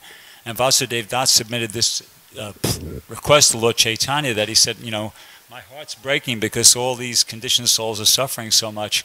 Please, you know, deliver all of them. And if you think they're too sinful to be delivered, then give me, I'll take the reactions of their sinful activities and you deliver them. And Lord Chaitanya was very touched by that, and his response was, you know, that's not necessary. You're a pure devotee, and it's not necessary for you to take their sinful reactions. He made this statement, he said, whatever a pure devotee wants from his master, Lord Krishna grants, because he has no duty other than to fulfill the desire of his pure devotee. See? So Prabhupada was in that category. He was a pure devotee, so Lord Krishna, Lord Chaitanya has no duty other than to fulfill the desire of Srila Prabhupada. And that's why there is a Krishna conscious movement, and that's why it's spread how it's spread. Somebody might ask the question, well, why aren't there more devotees, millions and millions of devotees? That's answered in the Srimad Bhagavatam in the 4th canto, this part of that we're reading now, that Svas is reading every morning. There's one place where it says that Narada Muni, who's so powerful, he was Dhruva Maharaj's spiritual master, he could have immediately given Dhruva Maharaj whatever he wanted, but that's not the duty of the spiritual master. The duty of the spiritual master is to engage the disciple in the regulative principles of devotional service. That's his duty. So Prabhupada also, being a perfect spiritual master, he followed that. So anyway, according to this analysis, Prabhupada's mercy, this quality of his ever well-wisher quality, it's in his instructions. So that's what it boils down to for me. It's in his instructions. So the best way to connect with this, the compassion of Srila Prabhupada, you know, experience this quality of his being an ever well-wisher, is to try to follow his instructions. Thank you. Hare Krishna. Haribol. Jagajanani. Why don't you stay there? We know you can't move so quickly. Somebody just bring the mic in that direction, please. Give her the mic. Or actually, just take the wireless. Here, take the wireless.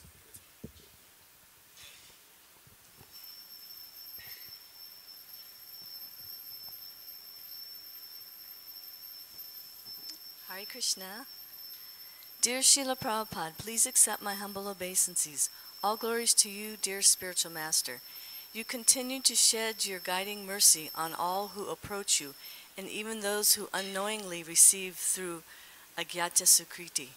I am in awe with great love and respect for what you have done and continue to do day after day. We are beyond fortunate, and I pray to be a surrendered servant and share this fortune with everyone I meet. Please help me to serve you with determination, enthusiasm, and devotion forever. Praying to be your loving daughter, Jagajanani Dasi.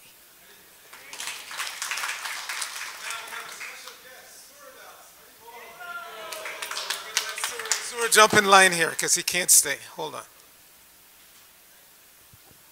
Namah Vishnu Padaya Krishna Prasthaya Bhutale Srimati Bhaktivedanta Swami Niti Namane Namaste Saraswati Deve Gauravani Pracharane Nirvisesa Sunyavadi Paschatya Desa Tarine.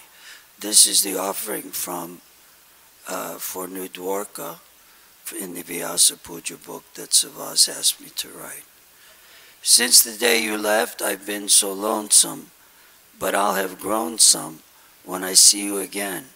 40 plus years without your personal association, in separation, we find spiritual elation serving you.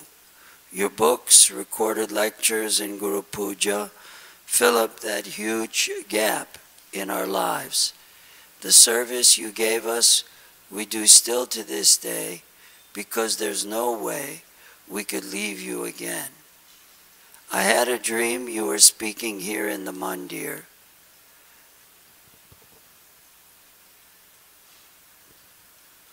And I ran to see and hear you, giving up everything and everyone else. I long for you, belong to you, I long for you. There's nothing in this life that I've ever tried that didn't leave me fried except for you. The feeling of being with you, seeing you, and serving you is exhilarating, intoxicating, and timeless like the morning dew. Soon will be the day when we leave this place and go to your space by your grace to rejoin with you. There's nothing more I want at the end of this life than to give up this strife and go back home to you. I had a dream you were speaking here in the mandir, and I ran to see and hear you, giving up everything and everyone else. I long for you, belong to you, I long for you. Srila Prabhupada, you've given us the best days of our lives.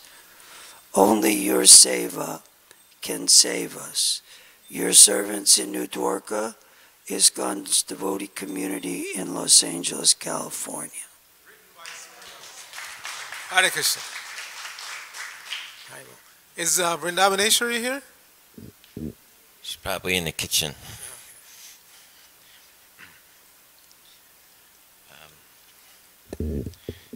Namo Vishnu Padaya Krishna Prastaya Bhutale Shrimati Bhakti Vedanta Swaminiti Namane Namaste Saraswati Deve Gauravani Pracharne Nirvisesha Sunyavadi Paschacha De Satarne. That mantra has been the most transformational mantra that I can say of all the different mantras. That's it. My dear Srila Prabhupada, when seeing your picture, an Indian astrologer declared, this is a man who can build a house in which the entire world can live in peace. I have now come to understand that your house is the servants' quarters for the spiritual world, and we can live there only when we agree to follow your house rules. As parents say to their rambunctious adolescent children, as long as you are under my roof, you live by my rules. By living in ISKCON, we can really get to understand you, your desires, your mission, your charming but bold gentleness. Everyone knows you only really get to know someone when you live with them. Your instructions are non-different from your heart. Such is the nature of the pure soul, fully representing Krishna through the parampara. As Yudhisthira Maharaj answered Yamaraj in the Mahabharata, the heart of the pure devotees is the place to find real religious principles. Living in your ISKCON house with your other followers and serving you cooperatively is the training for us, our sadhana, which has made our life successful and brings us to the perfection of life, prema bhakti. You taught us by everything you did, even to the smallest things, such as drinking water. We never saw anyone do it like that. It was charming and endearing. But all the while, you were organizing and managing a worldwide society. And this is all at the age when everybody else is slowing down. Your example you show by your behavior and your preaching, doing what was never done before, showed the world the meaning of Acharya, leaving us all in awe and exposing the envious imitators. Now as years go by, your instructions are starting to mature in us, and our commitments deepening as we see the result. ISKCON is becoming more and more organized to push on the mission of Lord Chaitanya with renewed enthusiasm. We are directly experiencing this and feeling it in our innermost self. This connection is the sublime and mysterious nature of yoga. The yoga you presented to us in the form of simple method of chanting the holy names, the Hare Krishna Maha Mantra, without offenses. One of the prayers we say every day is, I offer my respectful obeisances unto all Vaishnava devotees, O Lord, because they can fulfill the desires of everyone, just like desire treason or full compassion for the fallen souls. When we say this while meditating on you, we can understand what compassion is, as stated in the Srimad Bhagavatam 8.7.44. It is said that great personalities almost always accept voluntarily suffering because of the suffering of the people in general. This is considered the highest method of worshiping the Supreme Personality of Godhead, who is present in everyone's heart. It is also said that great personalities almost always accept voluntarily suffering because of the sufferings of others. I just read that. Okay. There may be good fortune throughout. This is another verse, and then it's over. Srimad Bhagavatam 5.18.9. May there be all good fortune throughout the universe, and may all envious persons be pacified. May all living entities become calm by practicing bhakti yoga, for by accepting devotional service, they will think of each other's welfare. Therefore, let us all engage in the service of Supreme Transcendence, Lord Krishna, and always remain absorbed in thoughts of Him. In fact... Time. Should I finish? I have one sentence more. Yeah, quickly, yeah. In fact, every verse about great devotees describing your character, is describing your character. Even understanding one of Krishna's 4 great qualities, he is surrounded by loving devotees, is now within our experience. Oh, thank you, Krishna, for letting Srila Prabhupada come. Srila Prabhupada is giving us his Krishna's, Radha's Krishna. Thank you, Prabhupada. Wait. It was Vrindavaneshwari's turn. She showed up. She wasn't here when I announced it, so you're next. Very, very tight, Vrindavaneshwari. I mean, like literally, just a few minutes. Jai Srila Prabhupada. Prabhupada, you have given us life as we were reborn into Krishna consciousness. A new life full of beauty, excitement, faith, and hope, and so much more. We received new names to remind us of our spiritual identity. A new devotee language, Jai, Haribol, Prabhu. New exciting, exotic, delicious foods to eat, samosas, kachoris, gulab jamun, shrikand, fried curd, etc. And new songs and dance. First dance to learn is the Swami step. You created a worldwide family, and with us, under your shelter, we are bonded as brothers and sisters. As most families joke about their dysfunctional family, we have our growing pains, and with the good, the bad, and the unsure, and all the different personalities, etc. But we united as Prabhupada Bhaktas and somehow transcend the differences to cooperate to please you. Prabhupada, as the loving father and grandfather, you do not judge us for our faults and shortcomings. You are just happy to see us, your children, engaged in Krishna's service. Prabhupada, you would say how Krishna has so kindly brought you so many children, and we felt your loving glance upon us. I have a granddaughter, age 7, who always says, "Look at me, look at me." So sometimes we felt like that, Prabhupada, in your presence. One day during a wild kirtan here in the old temple in 1972, there was an ocean of devotees jumping up and down with heads bobbing and arms flailing, and I was jumping, and I kept looking at you, Prabhupada, thinking, "Look at me, look at me." And suddenly, in this vast ocean of heads and arms, Prabhupada, you looked straight through it all directly at me, and our eyes met. I had a moment of guilt for thinking that way, but was truly ecstatic that you, Prabhupada, so kindly fulfilled my childish desires, and I even jumped higher. Prabhupada, you made it sound so easy. Chant, dance, eat prasadam, and go home back to Godhead. And with your conviction and faith and Shakti and purity, we believed you and experienced it and felt it and still do by your grace. I grew up with the concept that God is a powerful force that will punish you for various sinful acts, etc. Another time in 1972 here in LA, your grace was giving a lecture, and it ended with a very emotional plea that Krishna wants you back home. What is the difficulty? You were choked up, and you stopped the lecture. I left the temple, and it struck me that the Supreme Personality of Godhead wants us to come to his eternal home to be full of Sat Chit Ananda, eternity, knowledge, and bliss. It was an ecstatic realization. I was young, physically and spiritually. Prabhupada, you said from the very beginning, chant, dance, eat prasadam, and go home back to Godhead. So on this auspicious day of Vyasa-Puja, I want to thank you, Srila Prabhupada, for giving me this wonderful life full of song and dance, sanctified food, and thousands of sisters and brothers worldwide, and your loving guidance through it all. Haribol, Hare Krishna. I'm sorry to do this to Gauri Das Pandit, but we literally have a minute, so just as much as you can say until they start ringing the bells here. Hare Krishna.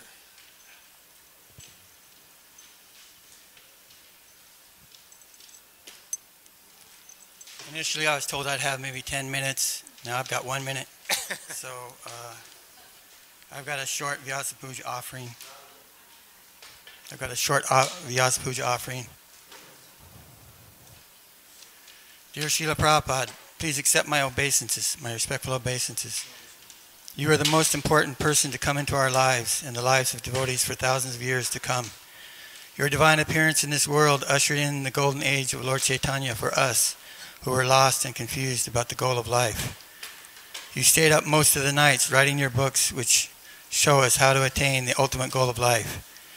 Your books are the law books of spiritual life and will continue to save souls at least throughout this golden age of Lord Chaitanya.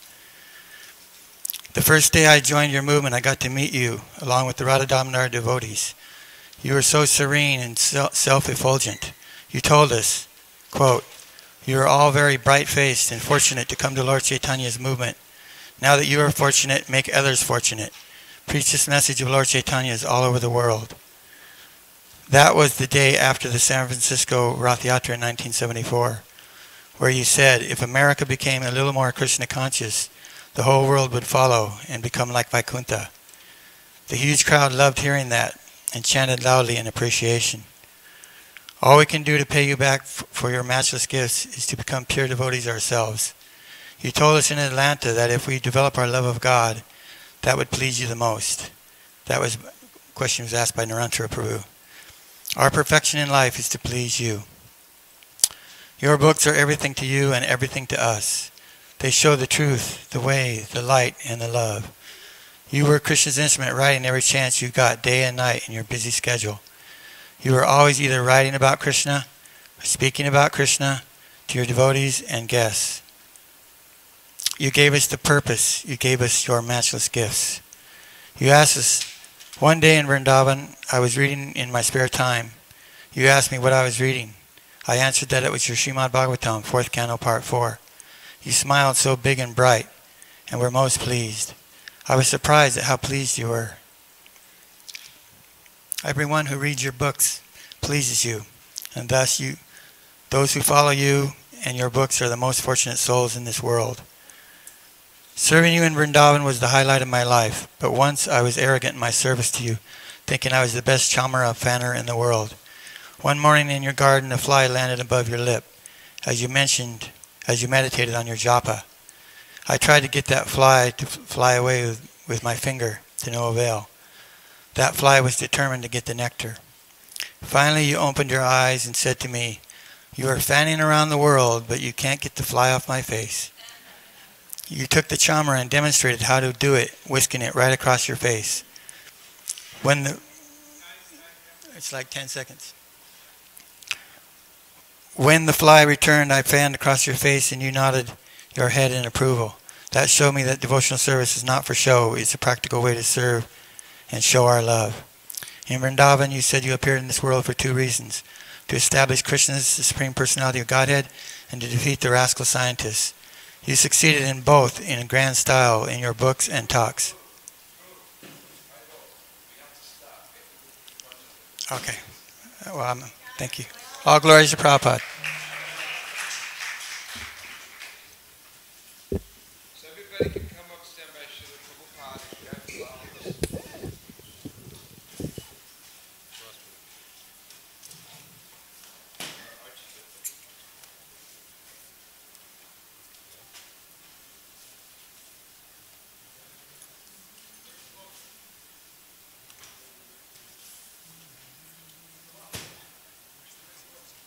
I got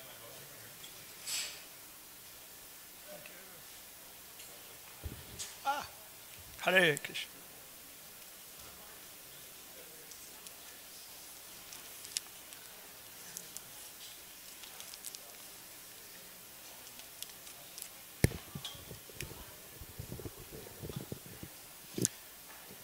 Hare Krishna. Om Agyana Timirandasya Gyananjana Shalakaya Chakshu Unmilitam Jena Tasmai Shri Gurave Namaha Shri Chaitanya Manobhishtam Stapitam Jena Bhutale Swayam Rupakada Mayam Dadati Swapadantikam Vande Aham Shri Guru Shri Yuta Padakamalam Shri Gurun Vaishnavangsa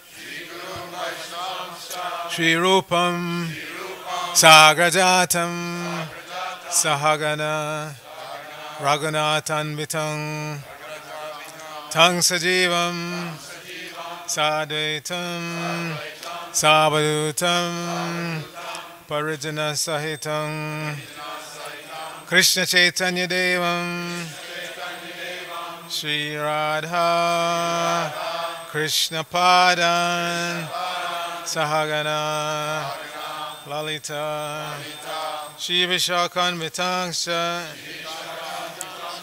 Nama Om Vishnu Padaya Krishna Prishtaya Bhutale Srimate Bhaktivedanta Swamin Iti Namine Namaste Saraswate Deve Gauravani Pacharine Nirvishesha Shunyavadi Paschatya Deshatarine Madhuryojvala Premadhya Shri Rupanuga Bhaktida Shri Gora Karuna Shakti Vigrahaya Namostate Namaste Gauravani Shri Murtaye Dinatarine Rupanuga Virudapasiddhanta Dvanta Harine Namo Purakishoraya Sakshat Vairagya Murtayeng Vipalamba Sambhode Padam Pujaya Te Namaha Namo Bhaktivinodaya Satchidananda Namane Gaura Shakti Sarupaya Rupanuga Varayate Gaura Virbhava Bhumis Tvam Nirdeshta Sajjana Priyaha Vaishnava Sarvabhauma Shri Jagannathaya Te Namaha Vancha Kalpatarubhyascha Kripa Sindhubhya Evacha Patitanam Pavanebhyo Vaishnavebhyo Namo Namaha Namo Mahavadanyaya Krishna Prema Pradayate Krishnaya Krishna Chaitanya Namne Gauratushe Namaha Pancha Tattvatmakam Krishnam Bhaktarupa Sarupakam Bhaktavataram Bhaktakyam Namami Bhaktashaktikam Hey Krishna Karuna Sindhu Dinabandhu Jagatpate Gopesha Gopika Kanta Radha Kanta Namostate Jayatang Surato Pangor Mama Mandamate Gati Matsarvasva Padam Pojo Radha Madana Mohana Divyad Brindaranya Kalpadrumadha Srimad Ratnagara Singhasana Stone Srimad Radha Srila Govinda Deva Prashtalivi Sevyamano Smarami Sriman Rasa Rasarampi Vangshivatta Tatastitaha Karshan Venu Swanar Gopir Gopinata Shrestunaha Tapta Kanchana Gaurangi Radhe Vrindavaneshwari Vishamanu Sute Devi Pranamami Hari Priye Jai Shri Krishna Chaitanya Prabhu Nityananda Shri Advaita Gadadhara Srivasari Gaura Bhakta Vrinda Hare Krishna Hare Krishna Krishna Krishna Hare Hare Hare Rama Hare Rama Rama Rama Hare Hare. So now we'll go back and recite Srila Prabhupada's pranam mantras 3 times. After each time you offer a portion of your flowers. Namah Om Vishnu Padaya Krishna Prasthaya Bhutale Srimate Bhaktivedanta Saraswati Iti Namine Esha Pushpanjali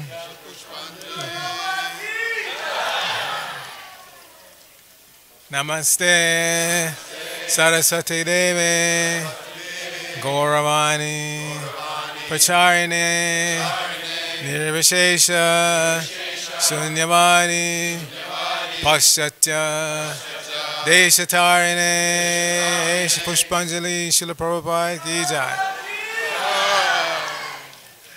Namah Om Vishnu Padaya Krishna Prasthaya Bhutale Srimate Bhaktivedanta Saraswati Swami Iti Namine Namaste Saraswati Deve Gauravani Pracharine Nirvishesha Shunyavani Paschatya Deshatarine Esha Pushpanjali Srila Prabhupada Ki Jai.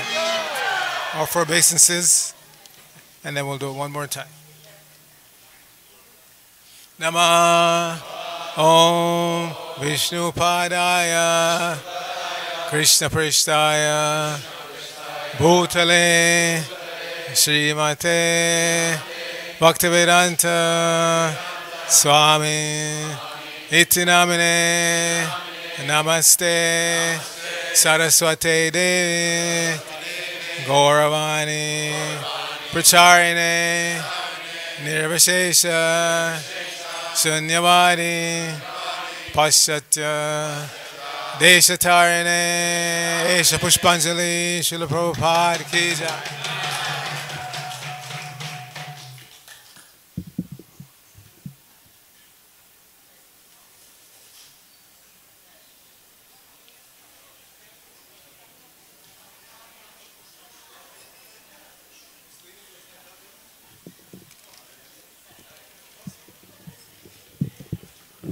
Jaya Prabhupada, Jaya Prabhupada, Jaya Prabhupada, Jaya Prabhupada.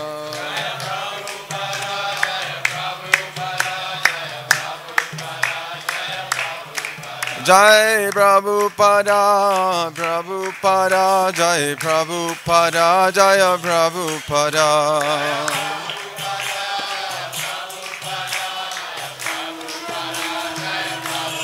Jai Prabhupada, Prabhupada, Prabhupada, Jai Prabhupada.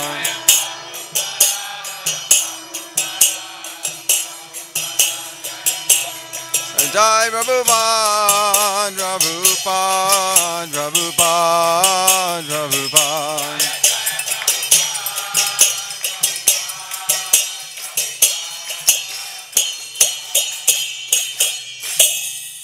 Samsara dava nanadida loka tranaya karunya gana ganatam.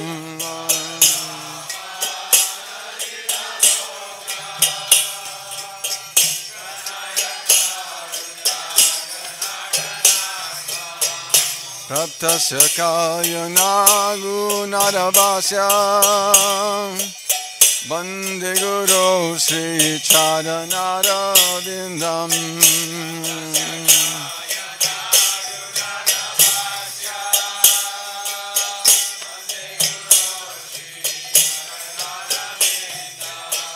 Mahaprabhu Kirtanamrita Gita Varita Madhyan Manazora Zaina.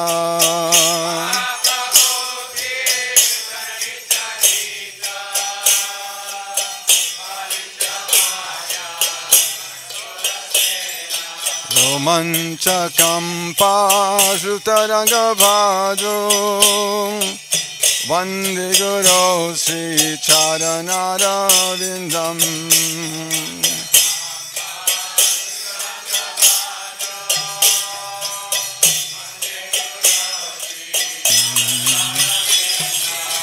Vigrahara Dara Nityanana Shingaratan Mandira Madanado.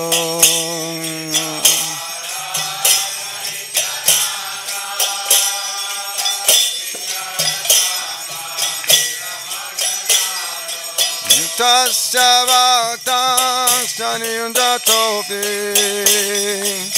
Bande Guru Sri Charanara Vindam.